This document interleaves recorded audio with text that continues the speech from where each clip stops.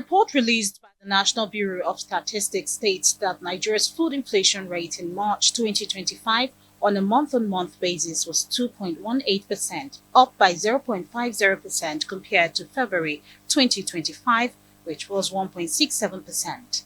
This has led to President Bola Tinubu declaring a national emergency on food security at a forum in Abuja this week. This comes on the heel of the July 2023 State of Emergency on Food Security declared by the President to tackle rising food prices and shortages using money saved by the removal of fuel subsidy to provide fertilizer and grain to farmers.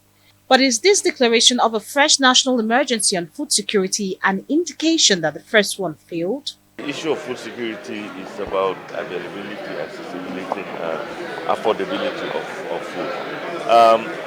We're looking at the different sectors, and the first one, which is accessibility, I would want to say that amongst others, the armed forces are making so much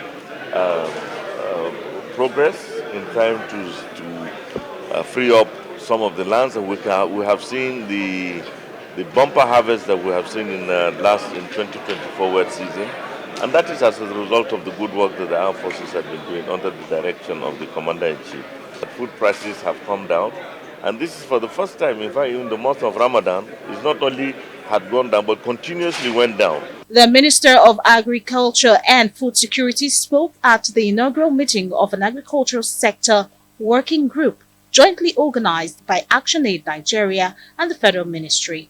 The formation of the working group follows the resolution of the African Union Heads of States on agri-food system transformation, focused on enhancing food security, nutrition, and sustainable agricultural development across the continent. The agriculture sector working group will serve as this critical mechanism, providing a forum for monitoring progress, enhancing accountability, and mobilizing collective action towards the achievement of our shared agricultural goals. This particular agricultural sector working group has its work cut out. It has to work with the development partners to efficiently implement the post-Malabo agenda for essentially food security and food production in Africa. We are encouraging all our member states, including the Federal Republic of Nigeria, Big Brother Nigeria, or to be gender sensitive, Big Sister Nigeria, right? To look at the national NAIPs, just take a look at them, enhance them vis-a-vis the Kampala Declaration, and then start implementation towards it.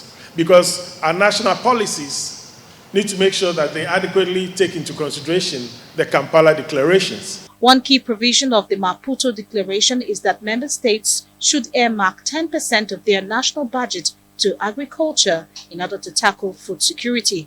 Both rights groups and farmers here say ending hunger, poverty, would require increased investments in the sector. Government, private sector, donor organizations should help the smallholder farmers to exit poverty, become small-scale producers, and then help Nigeria to attain food security and Africa as a whole to be food secure.